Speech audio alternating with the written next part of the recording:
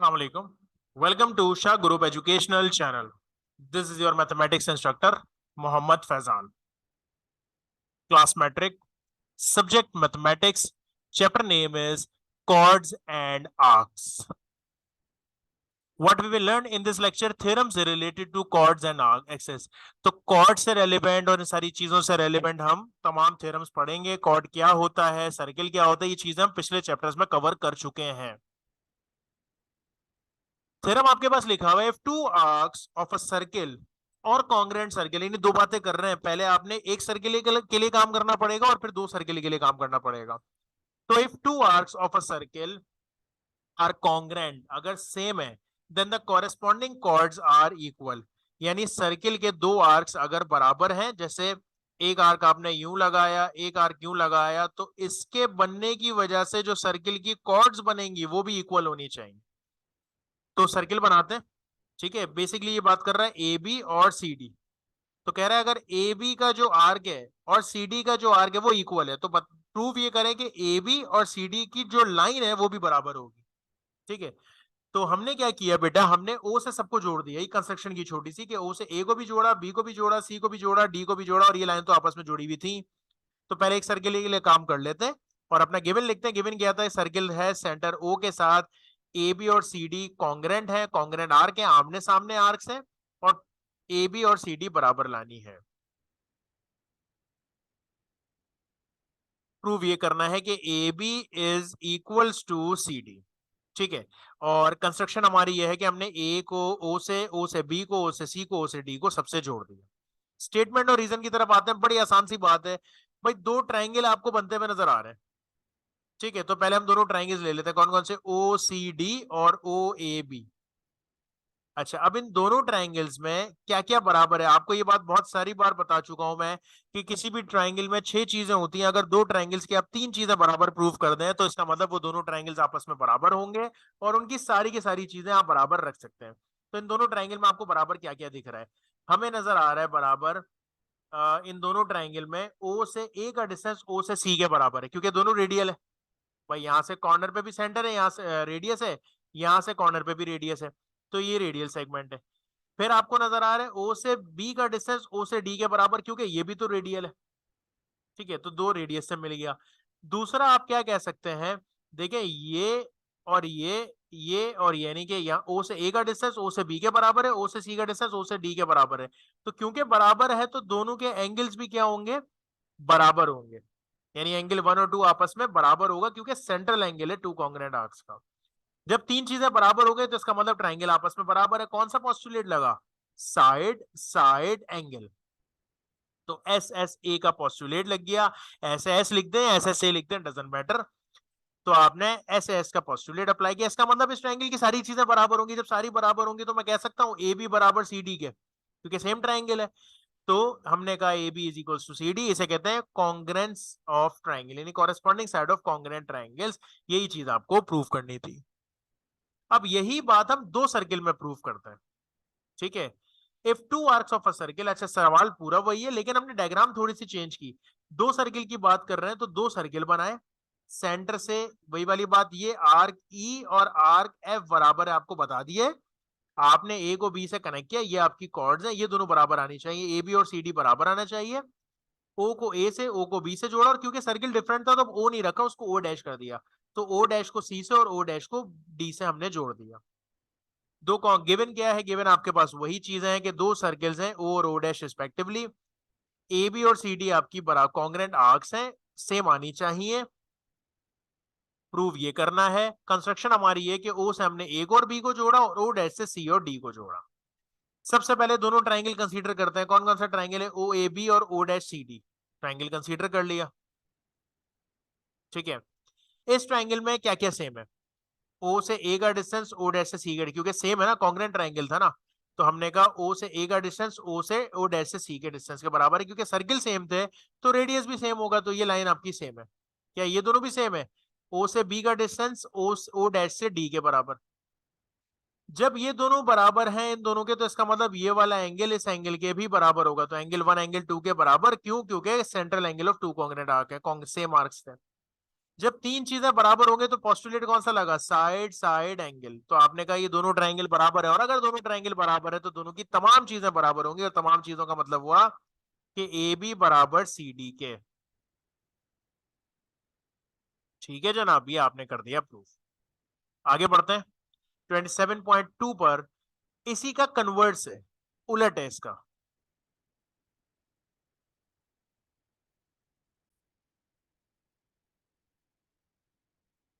If two corner of a circle of congruent circles, यानी आपस में कॉन्ग्रेंट सर्किल्स हैं, are equal, then their corresponding arcs are congruent. यानी अभी तक क्या कह रहे थे, आपसे कह रहे थे आर्क बराबर है, प्रूफ करें लाइन बराबर होगी। अब कह रहे हैं लाइन बराबर है, प्रूफ करें कि आर्क्स बराबर होंगे। तो गिवन हमारे पास वही है, तकरीबन वैसी डायग्राम बनाई जैसी हमने पिछले में बनाई थी, सेम बनाई है। ठीक है, और दो सर्किल कंसीडर कर लिए, एक ओ रेडियस, एक का सेंटर ओ दे दिया, एक का ओ डैश दे दिया। ए सी बराबर पी आर के, दोनों कॉन्ग्रेंट हैं, प्रूव करना है ए सी और पी आर इक्वल आने चाहिए, इनके आर्क्स बराबर आने चाहिए। कंस्ट्रक्शन हमने कर दी, ओ से ए को, ओ से सी को जोड़ा, और यहाँ ओ डैश से पी को, ओ डैश से आर को जोड़ा, वही वाली बात जो हमने पिछले सवाल में की थी। तो स्टेटमेंट और रीजन की तरफ आते हैं। क्या करेंगे बेटा, सबसे पहले दोनों ट्राइंगल कंसीडर करते हैं। इन दोनों ट्राइंगल में क्या क्या बराबर है, ओ से ए का डिस्टेंस ओ डैश से पी के बराबर है, क्यों बराबर है, रेडियस है। ओ से सी का डिस्टेंस ओ डैश से आर के बराबर है, ये भी रेडियस है। ठीक है, फिर क्या होगा, जब दोनों ये दोनों बराबर, ये दोनों बराबर, तो इसका मतलब दोनों के एंगल भी बराबर हुए। तो ओ एंगल भी दोनों के वैसे बराबर हुए। लेकिन और क्या है, और एक और चीज आपको पहले से भी तो दी हुई है कि ए सी जो है वो पी आर के बराबर, सवाल में ये भी तो बताया है आपको, तो वो भी हमने लिख दिया, सवाल में गिवन है। तो इसका मतलब तीन चीजें बराबर है, तो इस ट्रायंगल की सारी चीजें बराबर होंगी। कौन सा पोस्टुलेट लगा, एस एस एस पोस्टुलेट। अगर ऐसा है तो इसका मतलब ए ओ सी बराबर पी ओ डैश आर के। तो ये टेक्निकली भी हमने इसको प्रूफ कर दिया कि ये दोनों एंगल बराबर हैं। अगर ये दोनों एंगल बराबर हैं तो इसके सामने बनने वाला आर्क वो भी कैसा होगा, वो भी बराबर ही होगा। ठीक है, आगे बढ़ते हैं। थ्योरम 27.3 में equal chords of a circle subtended equal angle. जैसे इसका मतलब सर्किल और कॉन्ग्रेंट सर्किल्स की बात कर रहा है, तो सिंगल के लिए भी काम करना है, डबल के लिए भी काम करना है। ठीक है, तो पहले हम फॉर वन सिंगल करेंगे, फिर फॉर वन सर्किल करेंगे, फिर दो के लिए काम करेंगे। Equal chords of a circle, circle में दो इक्वल कॉर्ड्स है, पहले से बता दिया, ए बी और पी आर बराबर है। Subtend equal angles at the centre, proof करना है कि इनका एंगल भी बराबर होगा, यानी कि ए ओ बी बराबर आना चाहिए पी ओ आर के। ठीक है, तो कंस्ट्रक्शन हमारी ये थी कि बस हमने ओ से सबको जोड़ दिया, ओ से ए बी पी और आर। आप सी और डी भी रख सकते थे, मसला नहीं है। स्टेटमेंट और रीजंस पे चलते हैं बेटा। दोनों ट्रायंगल कंसीडर करेंगे। उन ट्रायंगल में आपको पहले से पता है कि ए बी और पी आर बराबर है, सवाल में गिवन है। ओ बी किसके बराबर होगा, ओ आर के। ओ बी क्यों, क्योंकि दोनों रेडियस है। ठीक है, तो इसी तरीके से ओ ए बराबर होगा ओ पी के, क्योंकि ये भी रेडियस है। इसका मतलब तीन चीजें बराबर हो गई, प्रूफ। तीन चीजें बराबर होंगे तो दोनों ट्रायंगल बराबर होंगे।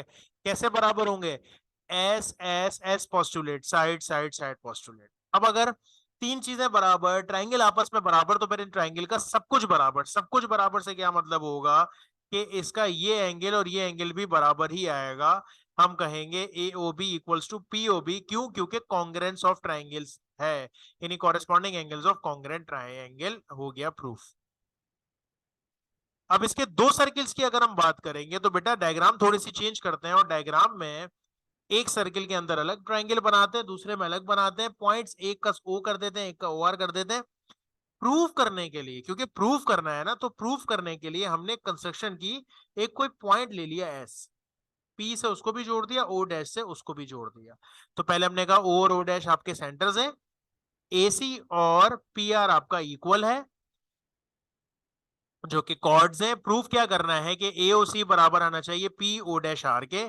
Take point S on arc, यानी एस पर आपने कोई भी आर्क पर, इस आर्क पे आपने कोई भी पॉइंट लिया, उसको आपने एस का नाम दे दिया, और आपने उसको ओ डैश से जोड़ दिया, पी से भी जोड़ दिया, लेकिन ऐसे जोड़ा, ये कंस्ट्रक्शन हमारी ऐसे जोड़ा कि इसका एंगल और इसका एंगल बराबर आए, ये हमारी कंस्ट्रक्शन है।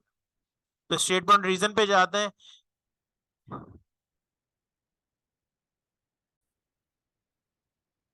तो ए सपोज करते हैं, चलें हमें जो प्रूफ करना है वो चीज हम सपोज करते हैं। क्या प्रूफ करना है कि ए ओ सी बराबर होना चाहिए किसके बेटा, पी ओ डैश आर के। तो सपोज करते हैं कि ये बराबर है, जो कि हमें सपोज करना है, जो कि हमें प्रूफ करना है। लेकिन बराबर है क्या? बराबर है A O C equal to P O dash S के, यही हमारी कंस्ट्रक्शन है कि ए ओ सी को हमने बराबर रखा है पी ओ डैश एस के। अगर ये दोनों बराबर हैं तो बेटा ऑटोमेटिकली इसका मतलब ये हुआ कि ए सी जो है वो बराबर होगा पी एस के, क्योंकि अगर एंगल ये वाले बराबर हैं तो ये लाइन इसके सामने वाली इक्वल ही होगी। ठीक है, arc subtended y equal central angles of congruent circles. तो अगर ये आर्क सेम है, ए ओ सी का एंगल सेम है, तो सामने वाले के आर्क भी सेम होंगे। ये कंस्ट्रक्शन के मुताबिक हुआ है काम। अगर ऐसा है तो इसका मतलब ये हुआ कि ए सी जो बराबर है वो पी एस के है। ऐसा ही है ना, ये बात तो हमें पता है।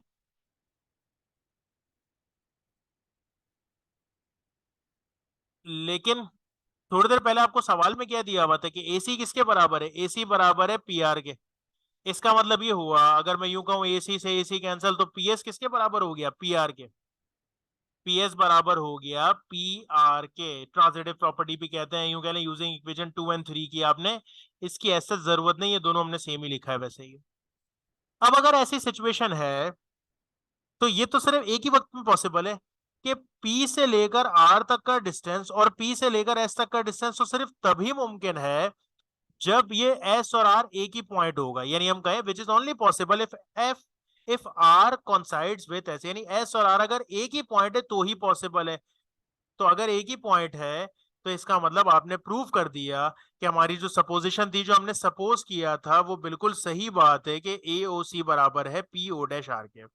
अच्छा, इसका डिफरेंस मैं आपको जरा सा बता दूं बेटा। एसी कॉन्ग्रुएंट टू पीएस का मतलब है ये एसी का आर्क और पीएस का आर्क बराबर है। और AC is equal to PS का मतलब है ए से सी का डिस्टेंस और पी से सी का डिस्टेंस, पी से एस का डिस्टेंस बराबर है, ये वाला। तो कॉन्ग्रुएंट में आप आर्क्स की बात कर रहे हैं, इक्वल टू में आप लेंथ की बात कर रहे हैं। ठीक है, मैं समझाने के लिए बता रहा हूं। अगले पे चलते हैं। Theorem number 27.4। सवाल में है if the angle subtended by two chords of a circle at the centres are equal, the chords are equal. अब हमें प्रूव करना है कि कॉर्ड्स बराबर हैं, तो वन सर्किल के लिए अलग करेंगे, टू सर्किल के लिए अलग करेंगे। पिछली बार क्या था, कॉर्ड्स बराबर दी हुई थी और हमें क्या प्रूव करना था, एंगल।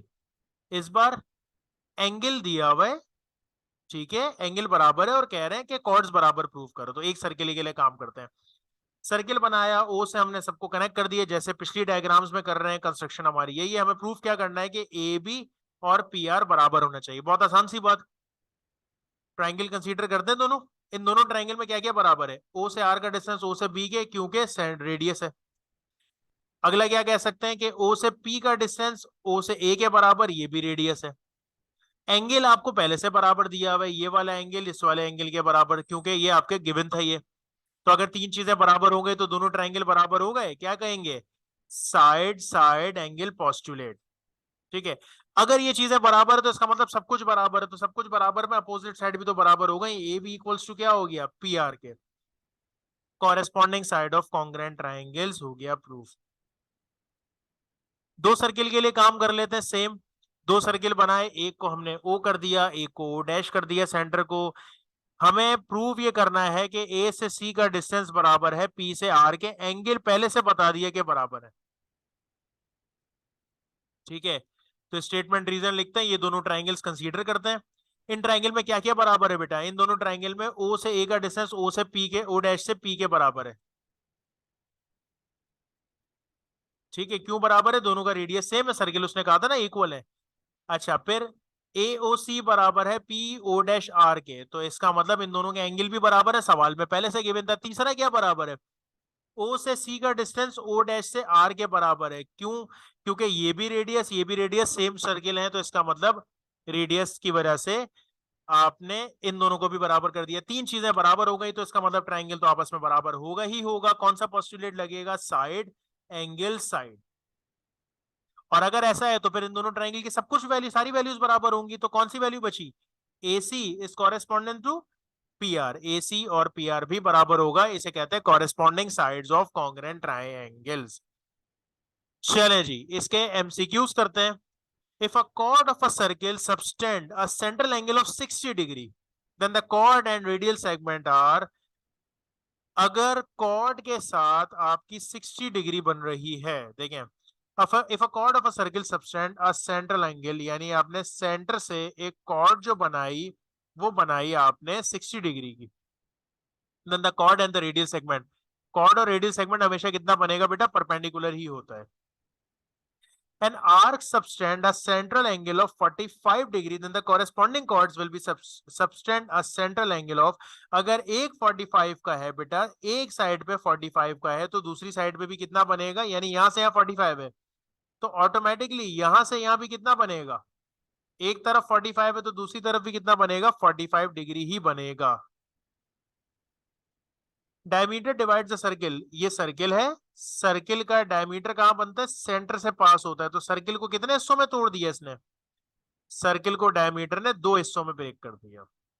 सो होपफुली बात समझ में आ गई होगी। इंशाल्लाह नेक्स्ट क्लास में नेक्स्ट चैप्टर को कंटिन्यू करेंगे। That's enough for today. Allah Hafiz.